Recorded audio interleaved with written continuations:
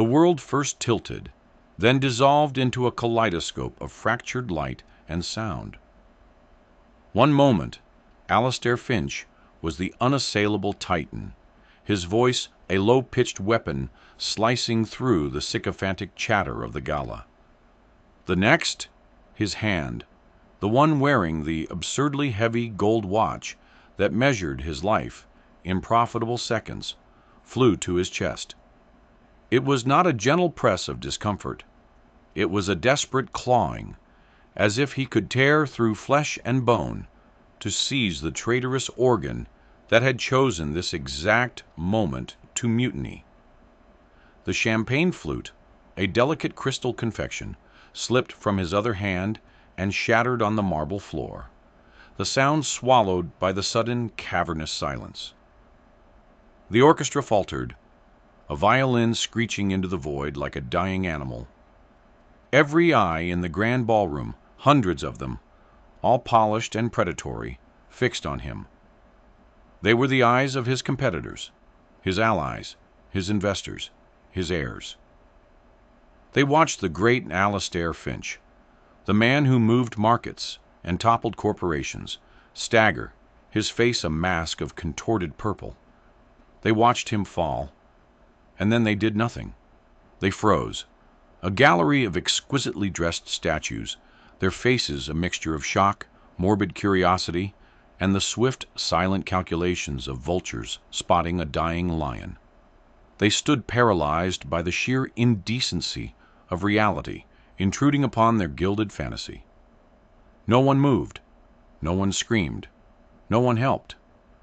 The world held its breath, waiting for the Titan to die on the floor like any other mortal man.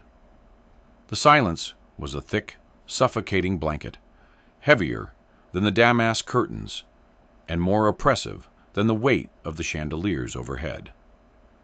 Alistair's world had shrunk to the polished, unforgiving marble beneath his cheek and the frantic, futile hammering in his chest. Each beat was a sledgehammer blow, erratic and terrifying, a drumbeat for his own ignominious end. He could feel the collective gaze of the room on him, a physical pressure that was almost as painful as the fire spreading across his arm and up his neck. He saw them all in his mind's eye, Barton from Acquisitions, his face a perfect porcelain mask of concern that didn't reach his cold, calculating eyes. His own son, Richard, standing near the bar, looking more annoyed at the interruption than worried. His ex-wife, adorned in Finch diamonds, her expression one of detached, aesthetic sorrow, as if she were watching a particularly moving scene in an opera. They were all there, his creations and his predators, watching the spectacle. He had built an empire of fear and respect, but in this moment, lying on the floor, with his bespoke suit suddenly feeling like a straitjacket, he had neither. He was just a dying animal, and they were the pack, waiting. His breath came in ragged, useless gasps. The edges of his vision began to fray, the brilliant lights of the ballroom blurring into a dark, swirling vortex. He was drowning in air, surrounded by people, yet utterly, terrifyingly alone. He tried to speak, to command, to rage against the dying of the light as he had raged against everything else in his life, but only a choked gurgle escaped his lips. The darkness was pulling at him, a comforting, quiet tide promising an end to the pain and the humiliation. He was ready to let it take him. He was ready to surrender. And then through the encroaching fog, something small and bright broke through. A flash of pink. A tiny hand, warm and sticky, suddenly covered his own. It was a ridiculously small hand, dwarfed by his thick fingers and the heavy gold ring on his pinky. It didn't try to pull him up or perform some medical miracle. It just held on, a small, firm anchor in the swirling chaos. He forced his eyes to focus. to follow the thin arm up to a face. It was a little girl. She couldn't have been more than 6 or 7, with wide, impossibly serious blue eyes and a halo of blonde hair that had escaped a neat ribbon. She was wearing a pink party dress that looked as out of place as he felt. She wasn't staring at his face, contorted in agony. She was looking directly into his eyes, and in her gaze there was no fear, no morbid curiosity, only a profound and unnerving concentration, as if she were trying to solve a complex puzzle. She knelt beside him, her frilly dress pooling on the cold marble, a tiny island of life in a sea of frozen statues. "It's okay," she whispered, her voice clear and high, a tiny silver bell in the suffocating silence. "You just need to breathe, like this." She took an exaggerated, deep breath, her little chest puffing out, and then let it out in a slow, controlled whoosh. In and out.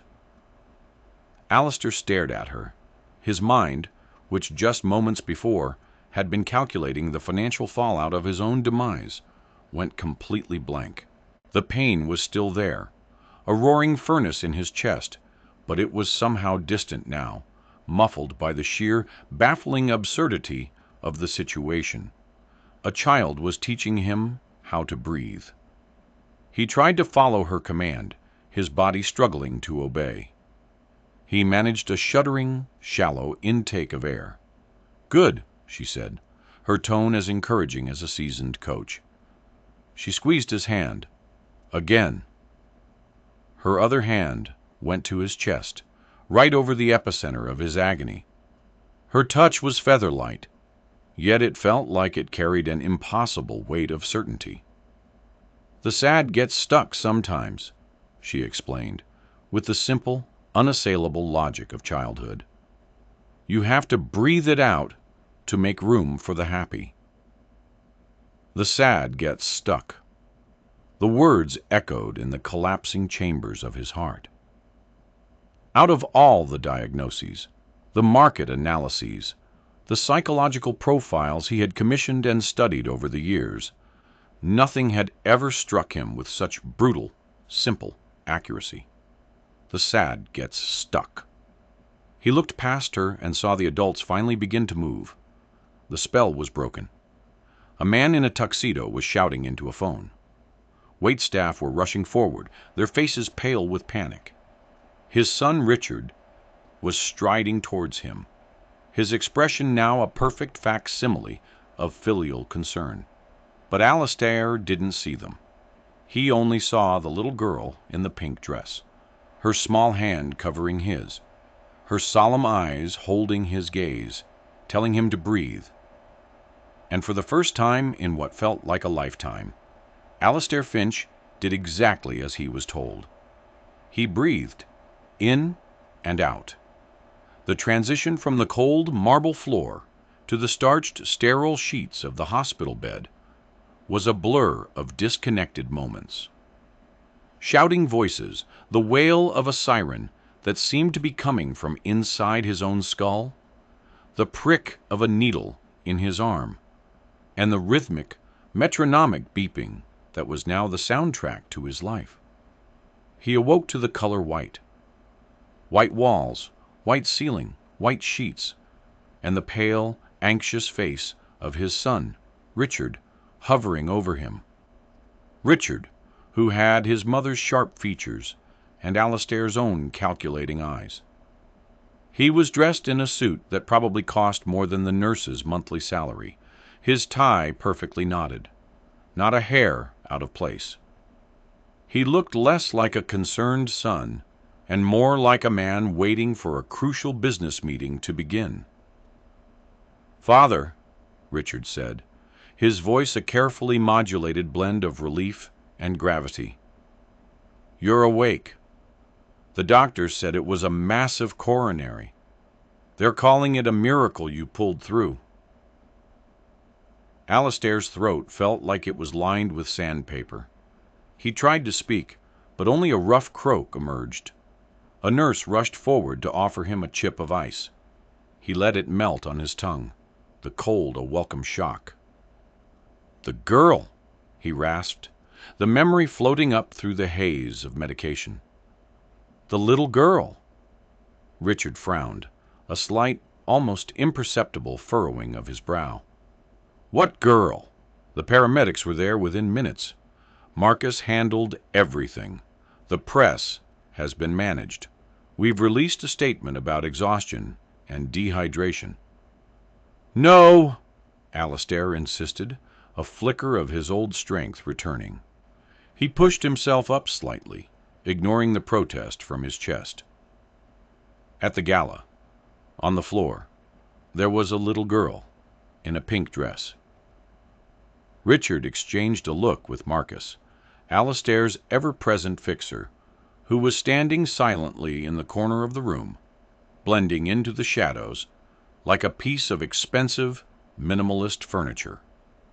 Marcus was a man whose entire existence was dedicated to smoothing the rough edges of Alistair's life, to making problems disappear.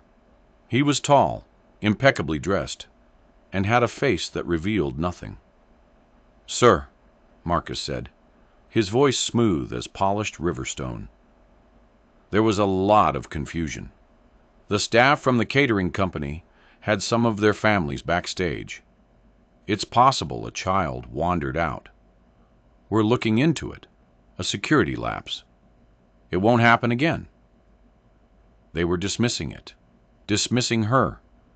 They were treating her like a problem to be managed, a loose thread to be snipped.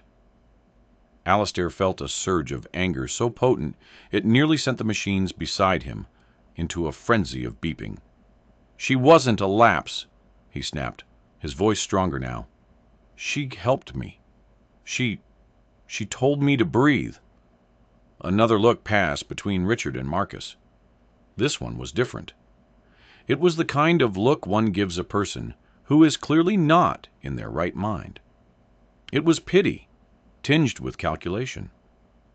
How would this new weakness affect the stock price? Would they need to invoke the mental competency clause in his contract? "Of course, Father," Richard said soothingly, patting his arm. "You've been through a tremendous ordeal. It's natural for the mind to play tricks. The important thing is that you rest. The doctors are the best in the world. Finch Industries spares no expense." He hated that tone. The condescending, placating tone he himself had used on senile board members he was trying to push into retirement. He fell back against the pillows, the fight draining out of him as quickly as it had come. They didn't believe him. Or worse, they believed him, but didn't care about the substance of his words, only the implications. To them, the girl was an irrelevant, sentimental detail in the larger narrative of the great Alistair Finch's brush with death, an anecdote to be excised from the official corporate history. But to Alistair, she was becoming everything. In the sterile quiet of the private wing, surrounded by the best medical care money could buy, he found himself haunted. Not by the specter of death, but by the memory of a child's face. He would close his eyes and see her solemn, trusting gaze. He would feel the phantom pressure of her small hand on his. The sad gets stuck. You have to breathe it out to make room for the happy. The words replayed in his mind, a relentless, looping refrain. It was the most ridiculous childish sentiment he had ever heard.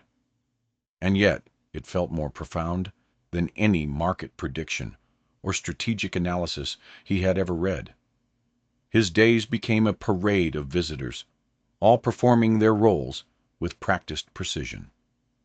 Board members brought expensive fruit baskets and platitudes about his irreplaceability. Lawyers brought documents to sign, their pens poised. Richard brought updates on the company, his talk of quarterly earnings and hostile takeovers a jarring counterpoint to the steady, rhythmic beeping of the heart monitor. They all spoke to him as if he were the same man who had walked into that gala. They didn't see that that man had died on the marble floor. This new version of Alistair was an imposter, a ghost in his own life, listening to their talk of billions while his mind was consumed with a single, obsessive question. Who was the little girl in the pink dress? He started to push back, his old irascibility finding a new focus. "Find her!" he commanded Marcus one afternoon, waving away a chart of stock projections. Marcus, who had been detailing a plan to quietly acquire a rival tech firm, paused. "Sir?" "The girl," Alistair said, his voice low and intense. "I'm not hallucinating. I'm not senile. She was there. Find her. I don't care what it takes. Use every resource. Facial recognition from the security footage. Check every employee, every guest. I want a name." Marcus's expression remained impassive, but Alistair saw a flicker of something in his eyes. Annoyance? Concern? "Sir, with all due respect, is this the best use of our resources right now? The market is volatile after the news of your illness." "The market can wait," Alistair growled. "This can't. I want to thank her." It was a lie, or at least not the whole truth. He didn't know what he wanted. Thanking her felt inadequate, transactional. He felt an inexplicable pull, a need to see her again, to understand the simple, unwavering certainty in her eyes. It was a compulsion he couldn't articulate, even to himself. It felt like a loose end, a debt that couldn't be repaid with money. For a man whose entire life was a meticulously balanced ledger of transactions and obligations, it was an intolerable state of affairs. "Very well, sir," Marcus said, making a note on his tablet. The matter was settled. The vast, formidable machine of Finch Industries would now be directed towards a new goal: finding one small, anonymous child. The search was, in a word, clinical. Marcus approached it with the same dispassionate efficiency he would apply to a corporate espionage case. He and his team of analysts, lawyers, and private investigators descended upon the event's data like a swarm of digital locusts. They cross-referenced guest lists with employee records from the hotel, the caterers, the orchestra, and the valet service. They ran facial recognition software over every frame of the ballroom's security footage, a task complicated by the dim lighting and the chaotic angles. They generated hundreds of potential matches, most of them blurry, distorted images of guests' children who had been briefly present. For days, Marcus would present Alistair with a curated list of candidates on a sterile tablet. Each entry featured a crisp, corporate-style headshot of a child, followed by a detailed dossier on their parents, their net worth, their position in society, their connections to Finch Industries. "Is this her?" Marcus would ask, pointing to the smiling face of a 10-year-old whose father was a hedge fund manager Alistair had once bankrupted. "No," Alistair would grunt, waving it away. "What about this one? Her mother is on the board of the museum. No, her eyes were different." He couldn't explain it. The children on the screen were all polished, perfect specimens of their privileged upbringing. They had the confident, easy smiles of children who had never known a moment of true hardship. The girl on the floor had been different. There was a gravity to her, a stillness, an old soul in a tiny body. Marcus grew increasingly frustrated, his reports becoming more terse. The search was a dead end. The child had appeared and vanished like a ghost, a glitch in the system.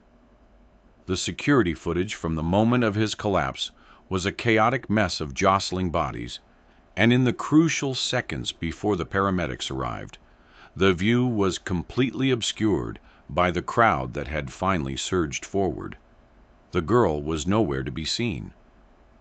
"It's possible you imagined the details, sir," Marcus suggested delicately one morning, after another fruitless review. "The trauma—" "I didn't imagine it," Alistair cut him off, his voice dangerously quiet. "You're not looking in the right places. You're looking for the daughter of a guest, someone who belonged there. She didn't belong. She was out of place." He remembered the simple cotton of her pink dress, not silk or satin. He remembered the slightly scuffed toe of one of her white shoes, details that his powerful, analytical mind had recorded without him even realizing it. These were not the hallmarks of the children on Marcus's list. "Look at the kitchen staff," Alistair commanded. "The cleaning crews, the temporary workers, someone who wouldn't be on any official list." It was a shift in perspective that sent Marcus's team down a rabbit hole of union contracts, subcontracting agreements, and cash-paid daily hires. It was a world away from the polished databases they were used to. It was messy, human, and full of gaps. And it was there, buried in a folder of scanned, handwritten sign-in sheets for a third-party cleaning service, that they found a name: Sarah Jensen. A single mother who had taken an extra shift that night. The sign-in sheet noted she had her daughter with her, a violation of company policy due to a last-minute babysitter cancellation. The daughter's name was listed in neat block letters next to her mother's scrawl: Lily, age 6. The address led them to a part of the city Alistair only ever saw from the tinted windows of his limousine as he was shuttled between his downtown office and the private airport. It was a neighborhood of low-slung brick apartment buildings, crowded together and crisscrossed with a web of fire escapes and laundry lines. The air here smelled different, a mix of cooking from a dozen different cuisines, car exhaust, and the faint sweet scent of rain on hot asphalt. It was vibrant and alive in a way his own manicured, silent neighborhood was not. Marcus had advised against him coming in person. "Let me handle it, sir. We can send a representative, a lawyer. Your presence could complicate things. These people might see an opportunity." Alistair had ignored him. This was not something he could delegate. He needed to see her for himself, to close the loop. He sat in the back of his Maybach, the silent engine a stark contrast to the lively street sounds outside. Children were playing stickball in the street, their shouts echoing off the brick walls. A group of elderly women sat on a stoop, chatting in a language he didn't recognize. It was a world away from the silent, marble-floored austerity of his own life. He felt a profound sense of unease, a feeling he hadn't experienced since he was a young man clawing his way up from nothing. He was an alien here, a creature from another planet. "Wait here," he told his driver, stepping out of the car. The sudden attention was immediate and palpable. The children stopped their game. The women on the stoop fell silent. Every eye was on the man in the $1,000 suit and the gleaming, monolithic car that had just materialized on their block. He felt exposed, stripped of his usual armor of power and influence. Here, he was just an old man in an expensive suit, looking conspicuously out of place. He found the building number and climbed the 3 flights of stairs in the narrow, dimly lit hallway. The air was thick with the smell of old paint and fried onions. He found apartment 3B and knocked, his knuckles rapping against the peeling paint of the door. The woman who opened it was younger than he expected. She was probably in her late 20s, with tired but kind eyes, the same shade of blue as her daughter's. Her blonde hair was pulled back in a messy ponytail, and there were smudges of what looked like charcoal on her cheek and her simple T-shirt. She looked at him, then at his suit, and a flicker of apprehension crossed her face. "Can I help you?" she asked, her voice wary. She held the door so that it was only open a few inches, her body language instinctively protective. "I'm looking for Sarah Jensen," Alistair said, his own voice sounding unnaturally loud in the quiet hallway. "I'm Sarah. My name is Alistair Finch." He said the name, as he always did, as a statement of power, a key that opened any door. But here it seemed to have the opposite effect. The woman's eyes widened, not with awe, but with fear. She tried to close the door. "We have nothing to say to you," she said quickly. "It was a mistake. She shouldn't have been there. We won't cause any trouble. We don't want anything." Alistair put his hand on the door, stopping it. His heart, the one the doctors had so carefully patched back together, gave a painful lurch. This was not the reaction he had anticipated. He had expected greed, opportunism, perhaps a lawsuit. He had come prepared to write a check, to silence a potential problem. He was not prepared for this fierce, protective fear. "Please," he said, and the word felt foreign on his tongue. He couldn't remember the last time he had said it and meant it. "I'm not here to cause trouble. I just want to talk to your daughter. To Lily." At the mention of her name, a small face peeked around Sarah's legs. It was her. The same solemn blue eyes, the same halo of blonde hair. She was wearing overalls and a striped shirt, and there was a smudge of red paint on her nose. She looked at him, her head cocked to one side, with the same unnerving, analytical gaze he remembered. "You're the sad man," she said, her voice a small, declarative statement. Alistair felt the air leave his lungs. The sad man. Not the powerful man, not the rich man. The sad man. It was like she had peeled back all the layers of his carefully constructed identity and seen the raw, withered thing at the core. Sarah looked down at her daughter, then back at Alistair, her expression softening slightly from fear to confusion. She slowly opened the door. "Come in," she said, her voice barely a whisper. He stepped inside. The apartment was tiny, barely bigger than the walk-in closet in his penthouse. It was a single room, cleverly divided into a living area and a small kitchenette. A sleeping loft was accessible by a wooden ladder. But it wasn't a sad place. The walls were covered in vibrant, unframed paintings and charcoal sketches, portraits, cityscapes, abstract swirls of color. Sunlight streamed in through a large, clean window, illuminating the dust motes dancing in the air. A small table was covered in art supplies, and the whole place smelled of turpentine and fresh coffee. It was cramped and poor, but it was overflowing with life and creativity, in a way his vast, sterile mansion was not.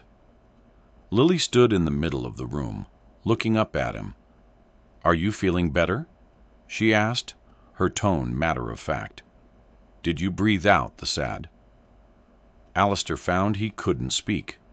He simply nodded. He reached into his jacket, his hand closing around the cool, crisp paper of the check that Marcus had prepared for him. It was for $100,000, an amount that Marcus had deemed generous, but not admission of guilt level. It was supposed to be a simple transaction, a reward for services rendered, a way to close the ledger. But as he looked at this small, serious child and her wary, protective mother, the check in his pocket suddenly felt like a vulgar, insulting piece of paper. How could he possibly put a price on what she had done? She hadn't just saved his life. She had, in some strange and inexplicable way, seen him. Yes, he finally managed to say. I'm feeling much better. Thank you. He looked at Sarah, who was watching him with an intensity that was just as unnerving as her daughter's. Your daughter, she's very special. Sarah's expression remained guarded. She's a good girl. I'd like to show my gratitude, he said, the words feeling clumsy and inadequate. He couldn't bring himself to pull out the check. I want to offer a reward. Sarah crossed her arms over her chest, a simple, powerful gesture of defiance. We don't need a reward, Mr. Finch. You don't pay someone for being a decent human being. I'm just glad she could help and that you're okay. And I'm sorry she was there. It won't happen again. Her refusal was quiet, polite, and utterly resolute. It was a wall he couldn't breach with money or power. He had built his entire life on the principle that everything and everyone had a price. Sarah Jensen, a struggling artist in a tiny apartment, had just calmly, quietly proven him wrong. It was more disorienting than the heart attack itself. Why are you so sad? Lily asked again, her voice pulling him from his thoughts. She had moved closer and was now looking up at him, her head tilted. Your eyes are crinkly, but they're not happy crinkly. They're sad crinkly. No one had spoken to him like that in 40 years. No one dared. His employees, his family, even his ex-wife. They all navigated his moods with the caution of a bomb disposal expert. This tiny child had just walked straight through all his defenses and poked at the very core of his being. I don't know, he stammered, the honest answer surprising him as much as it must have surprised her. He felt an overwhelming urge to flee, to get back to the familiar, transactional world of his Maybach and his fixer. He turned to go, fumbling for the doorknob like a clumsy teenager. Thank you, he said again, this time looking at Sarah, for everything. He practically ran down the stairs, ignoring the curious stares of the neighbors. He got back into the silent, air-conditioned cocoon of his car and told the driver to go. As the car pulled away, he looked back and saw Lily and Sarah standing in the window of their third-floor apartment, watching him leave. A tiny figure in overalls and a woman with charcoal on her cheek. Two people from a world he never knew existed, who had somehow managed to shake his own world to its very foundations. He drove away feeling not relief, but a profound and deeply unsettling sense of loss. Alistair Finch did not do well with loose ends. His entire life was a monument to control, to the taming of chaos. He managed risk, he leveraged futures, he turned unpredictability into profit. The encounter with Sarah and Lily Jensen was a rogue variable, an equation he couldn't solve. Their refusal of his money was not just a rejection of a gift. It was a rejection of his entire value system. It was an act of defiance that gnawed at him, keeping him awake at night long after the physical pain in his chest had subsided into a dull ache. He couldn't get them out of his head. He would sit in board meetings, staring at spreadsheets projecting billions in revenue, and all he could see were the vibrant, chaotic paintings on their apartment walls. He would be negotiating a multinational merger, and all he could hear was Lily's small voice asking him why he was so sad. He became obsessed. He tasked Marcus with creating a complete dossier on Sarah Jensen. The report that came back painted a picture of a life that was, by Alastair's standards, a complete and utter failure. She was a graduate of a prestigious art school, but her career had stalled. She worked 2 jobs, waitressing in the evenings and cleaning offices at night, to make ends meet. She had no savings, no investments, no assets to speak of besides a portfolio of unsold canvases. Her ex-husband, Lily's father, was a musician who had left when Lily was a baby, and his child support payments were sporadic at best. She was, in every measurable way, struggling. And yet, she had refused $100,000. It made no sense. It violated every law of the universe as Alastair understood it. He found himself manufacturing excuses to go back to that part of town. He would have his driver take a detour on the way home from the office, cruising slowly down their block. He would see Lily playing on the sidewalk, her laughter bright and uninhibited. He saw Sarah carrying groceries, a weary line to her shoulders, but a gentle smile on her face as she talked to a neighbor. They had nothing, and yet they seemed to have something.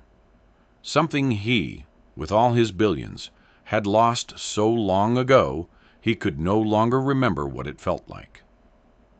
One afternoon, acting on an impulse he didn't fully understand, he told his driver to stop. He got out of the car, this time carrying not a check, but a large, ridiculously expensive-looking art set he had his assistant purchase. It was the best that money could buy, with professional-grade paints, brushes, and a heavy wooden easel. He walked up the now familiar stairs and knocked on the door of apartment 3B. Sarah opened the door, and this time her expression was not fear, but a weary resignation. "Mr. Finch, I was in the neighborhood," he lied smoothly. "I thought Lily might like this." He gestured with the art set. Sarah looked at the box, then back at him. "That's very generous of you, but we can't accept it." "It's not for you? It's for her," he countered, trying to find a loophole in her pride. "A gift for a talented young artist." From inside, Lily's voice piped up. "Is it the sad man again?" She appeared at her mother's side, her eyes wide with curiosity as she took in the giant box. "Wow, what is that?"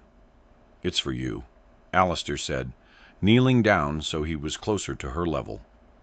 The movement sent a twinge of pain through his chest, a reminder of his own fragility. "So you can make beautiful pictures." Lily looked at her mother, her expression a silent question. Sarah hesitated, her pride warring with the undisguised delight on her daughter's face. Alastair saw his opening.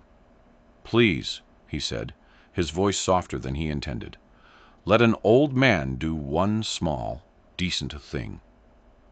Sarah finally relented with a small, reluctant sigh. "All right, but just this once." That just this once became a wedge. The art set was the beginning. Alastair started to visit regularly, always under a thin pretext. He would bring rare art books he claimed were duplicates from his collection. He brought gourmet pastries from a bakery near his office, claiming he'd bought too many. Each time, Sarah would object, and each time, Lily's innocent enthusiasm would wear down her defenses. He became a strange, incongruous fixture in their lives. The man in the bespoke suit, who would sit awkwardly on their small, lumpy sofa, while Lily showed him her latest creations. She was a whirlwind of unfiltered, chaotic creativity. She didn't just paint on canvas. She painted on cardboard boxes, on old newspapers, on the backs of discarded envelopes. She showed him how to mix colors. her small hands confidently swirling vibrant pigments together. She taught him the names she had for different shades: Dragon's Fire Red, Sleepy Ocean Blue, Happy Sunshine Yellow. She drew a portrait of him. It was a mess of gray and black crayon, with a lopsided, frowning mouth and two small dots for eyes. But around his head she had drawn a big, bright yellow circle. "That's your happy," she explained, tapping the paper with her finger. "It's waiting to get in. You just have to open the window." During these visits, Sarah remained distant, polite but watchful. She would sit at her own easel, working on her own paintings, her back to them, but her ears clearly tuned to their every word. Her own work was stunning. It was full of raw emotion, dark and moody cityscapes that felt both lonely and beautiful. He saw talent in her work, real, undeniable talent that was being squandered on waitressing and cleaning floors. "You should have a show," he said to her one afternoon, gesturing to a canvas she had just finished. She didn't turn around. Galleries aren't interested in unknown artists without a platform. "I could provide a platform," he offered. "I know people. I own 3 galleries." She finally turned to look at him, her blue eyes flashing with a familiar fire. "I don't want your charity, Mr. Finch. If I have a show, it will be because my work is good enough, not because a rich man bought it for me." Her pride was infuriating and magnificent. No one had ever spoken to him with such raw, unvarnished honesty. He was so used to people telling him what he wanted to hear that he had forgotten what the truth sounded like. The contrast between his two worlds became more and more jarring. He would spend an hour in Lily's vibrant, paint-spattered world, and then be whisked away in his silent car to his own. His penthouse was a masterpiece of minimalist design, all glass and steel and muted colors. It was curated to perfection, with priceless works of art hung on the walls. But after being in Sarah's apartment, his own home felt like a museum, cold, lifeless, and empty. The paintings on his walls were investments, chosen by an art consultant for their market value. The paintings on Sarah's walls were her soul, her struggles, her joy, all laid bare for the world to see. His son Richard and his executive team noticed the change in him. He was distracted in meetings, his legendary attention to detail faltering. He would stare out the window for long stretches of time, a strange, unreadable expression on his face. He vetoed a plan to tear down an old, historic library to build a luxury high-rise, a move that was completely out of character. "People need libraries," was his only baffling explanation. "Is he all right?" Richard asked Marcus one day, after Alastair had left a meeting early, claiming he had a prior engagement. "He's different since the heart attack," Marcus replied, his tone non-committal. "He's weak," Richard sneered, "spending his time on sentimental nonsense instead of focusing on the company. Maybe it's time we started thinking about a transition of leadership?" Alistair knew what they were thinking. He saw the whispers in the hallways, the concerned glances that were quickly hidden when he approached. They thought he was losing his edge, going soft, and maybe he was. But for the first time in his life, he wasn't sure that was a bad thing. He was starting to realize that the world he had built for himself, the one that ran on profit margins and power plays, was a fortress designed to keep out not just his enemies, but everything that was truly human. And a little girl in a pink dress had just walked right through the front gate. One crisp autumn afternoon, he took Lily to the park. Sarah had finally, reluctantly, agreed, after he had promised to have his driver and a discreet security guard watch them from a distance. It was the first time he had been to a public park in decades. He had forgotten the simple, chaotic joy of it. The sound of children laughing, the smell of roasted nuts from a street vendor, the sight of dogs chasing squirrels. It was a symphony of ordinary life that felt extraordinary to him. Lily, however, was not interested in the swings or the slide. She led him to the duck pond, her small hand tucked into his. They stood on the edge, watching the ducks glide across the water. "They look like they're not even trying," Lily said in a hushed, reverent voice. "They just float." Alistair had never really looked at a duck before. He had seen them, of course, but he had never truly observed them. He watched as one dipped its head under the water and came back up, shaking a spray of glittering droplets from its feathers. It seemed so effortless, so perfectly in tune with its own existence. His own life felt like a constant struggle, a relentless swimming against the current. "It's because they're not worried about where they're going," Lily explained, as if she had read his mind. "They just know they're supposed to be on the pond. So they are."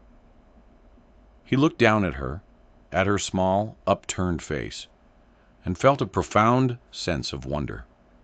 Where did she get this wisdom? How did she know these things? "Have you ever skipped a stone?" she asked, changing the subject with the abruptness of a child. "Not since I was a boy," he admitted. She found a perfect, flat stone and handed it to him. "You have to hold it right," she instructed, positioning his fingers.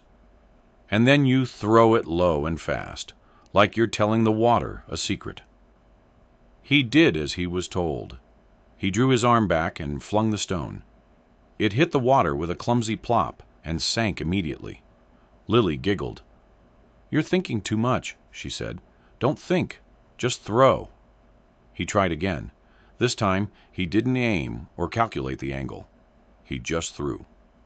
The stone skipped once, twice, 3 times across the surface of the water before finally disappearing.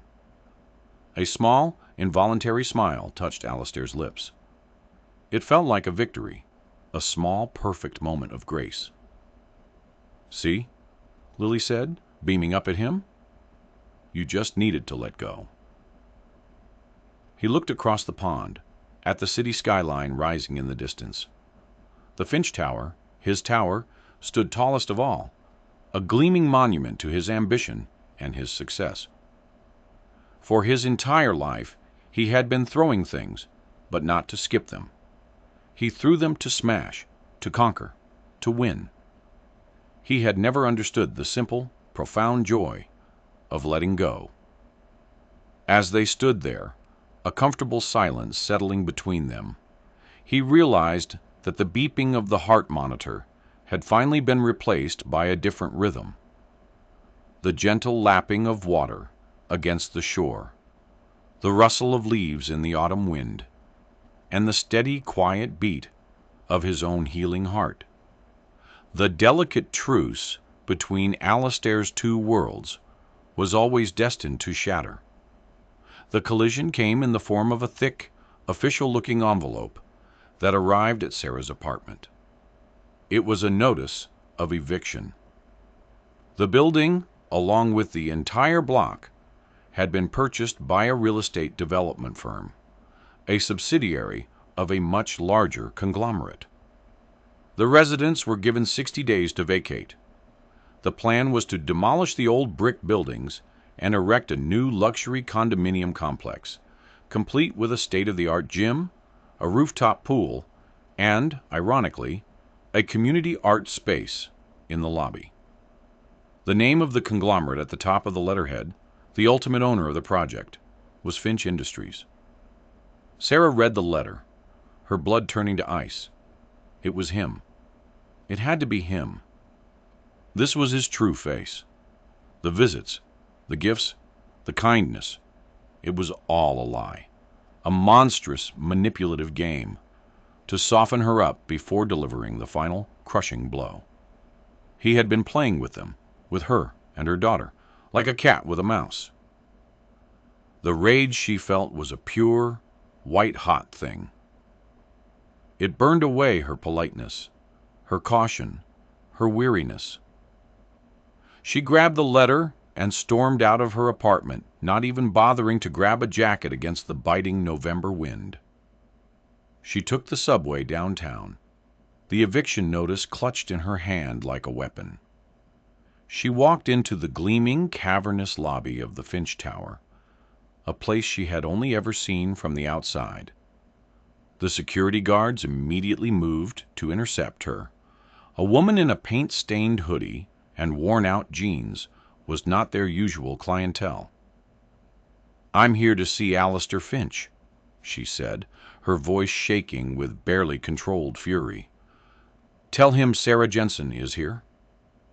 The name, surprisingly, worked. A call was made, and a few minutes later, a bewildered-looking Marcus appeared to escort her up in a silent, high-speed elevator to the top floor. The executive offices were a world of quiet, expensive taste. The air was different up here, thin and sterile. Alistair was in his office, a vast space with a floor-to-ceiling window that offered a godlike view of the city below. He was on the phone, but he hung up the moment he saw her, a rare, genuine smile of surprise on his face. "Sarah, what a pleasant—" His smile vanished when he saw her expression. She marched across the acres of plush carpet and slammed the eviction notice down on his massive mahogany desk. "What is this?" she demanded, her voice echoing in the silent office. Alistair picked up the letter, his brow furrowed in confusion. He read the first few lines, and the color drained from his face.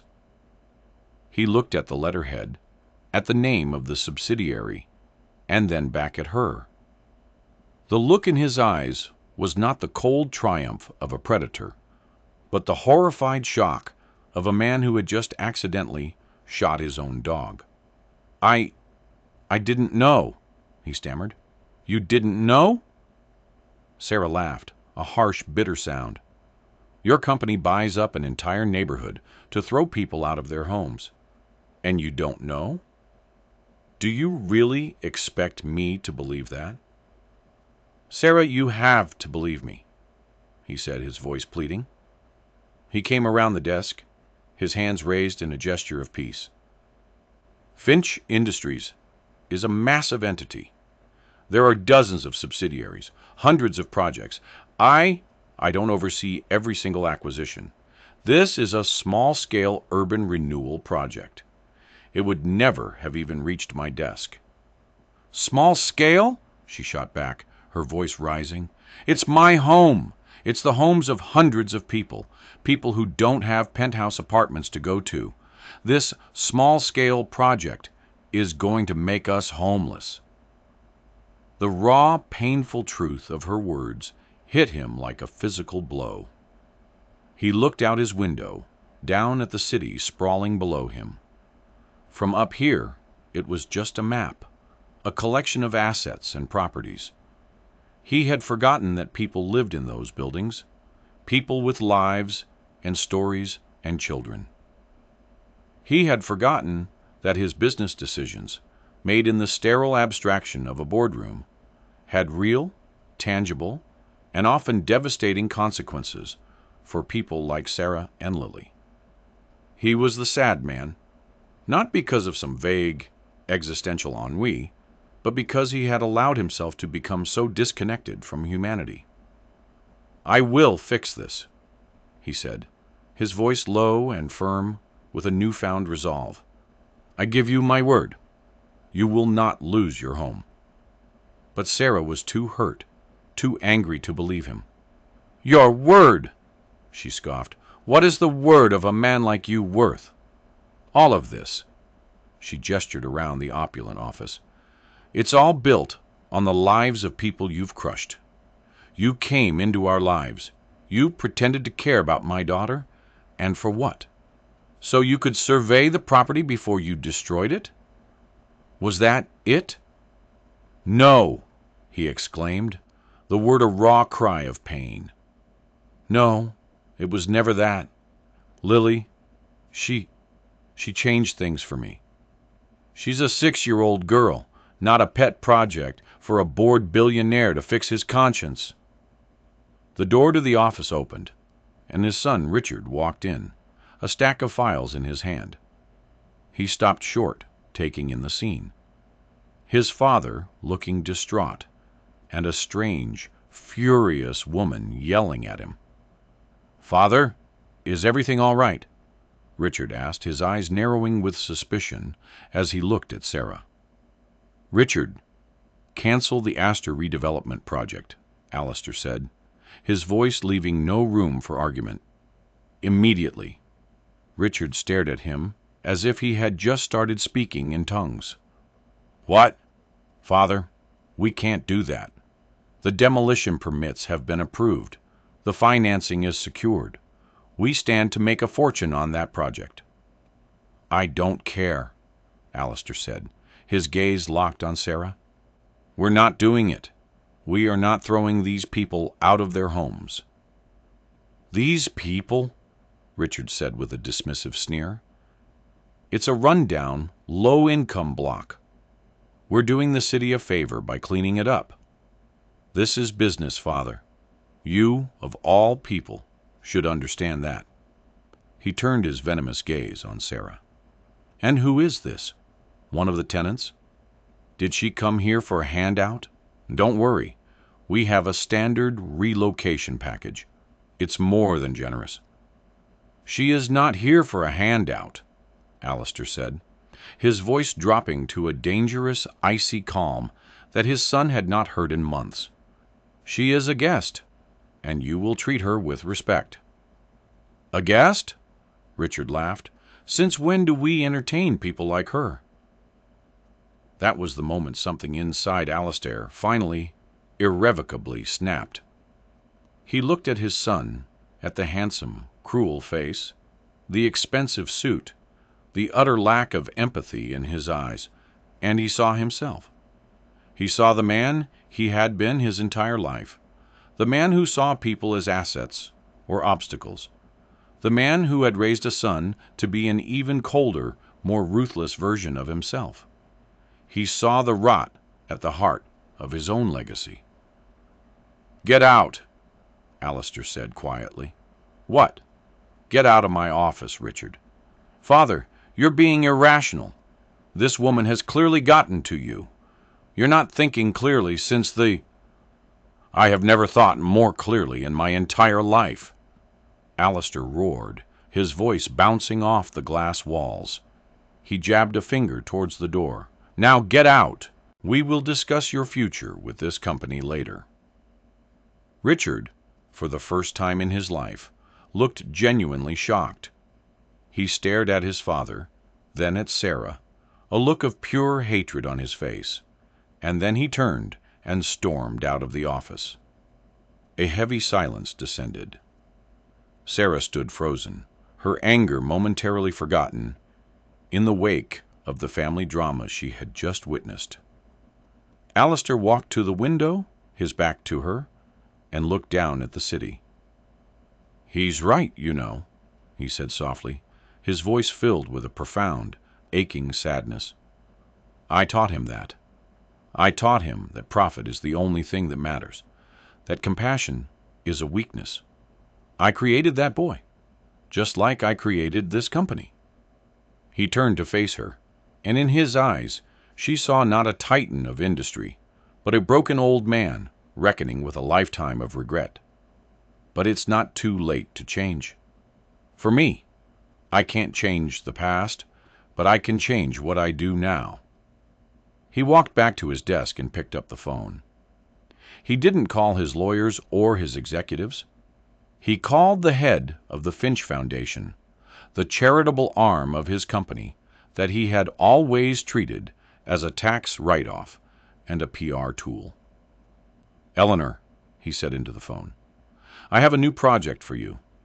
I'm dissolving the Astor redevelopment plan. All of it. Instead, I want you to buy the entire block. Not for demolition, for refurbishment. We're going to set up a trust. The buildings will be converted into a housing cooperative owned by the current tenants. We'll fund renovations, build a new playground, and a community art center. A real one. For everyone." He paused, listening to the stunned silence on the other end of the line. "And Eleanor, I want you to name it the Lilly Center." He hung up the phone and looked at Sarah. Her face was a storm of conflicting emotions: disbelief, shock, a flicker of hope. "I don't expect you to believe me now," he said quietly, "but I will show you. I will earn back your trust, and your daughter's." Sarah stood there for a long time, the eviction notice still crumpled in her hand. She had come here for a fight, armed with righteous fury. She had not expected this. She had not expected to witness the quiet, painful, and possibly beautiful crumbling of a man's entire world. She didn't know if he was telling the truth. She didn't know if a man like Alastair Finch was even capable of the kind of change he was promising. But as she looked into his eyes, the sad, crinkly eyes that her daughter had seen so clearly, she saw something she hadn't seen before. She saw a glimmer of the man he could be. And for the first time, she allowed herself to hope. The weeks that followed were a quiet revolution.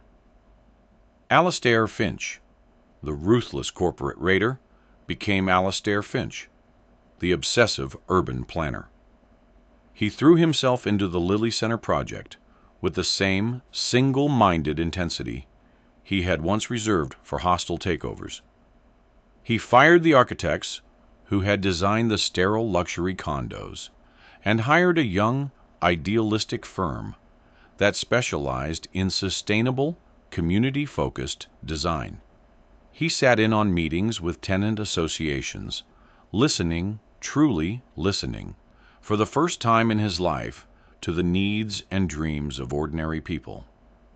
He learned about leaky roofs and drafty windows, about the need for safe places for children to play and quiet places for the elderly to sit in the sun. He learned the names of the families who lived on Sarah's block, their stories, their histories. Richard, furious and humiliated, was effectively exiled. Alastair didn't fire him, but he stripped him of his executive power, reassigning him to a portfolio of low-level international holdings that would keep him on the other side of the world. It was a painful, necessary amputation. Alastair knew he couldn't build a new future while still clinging to the worst parts of his past. His relationship with Sarah and Lilly slowly, cautiously, began to change.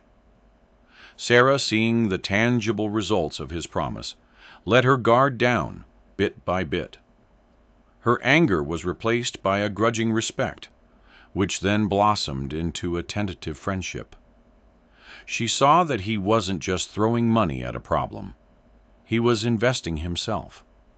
He would show up at her apartment not in a suit, but in a simple sweater and slacks, his briefcase replaced with blueprints and paint swatches. He would ask for her opinion, valuing her artist's eye and her intimate knowledge of the community. He made her the head of the Art Center's planning committee, giving her a real salary and a real voice in the project's creation. He watched with a quiet pride as she blossomed, her confidence growing, her tired eyes regaining their spark. She was no longer just a survivor. She was a leader, a creator. His bond with Lilly deepened. She became his guide, his small, wise teacher.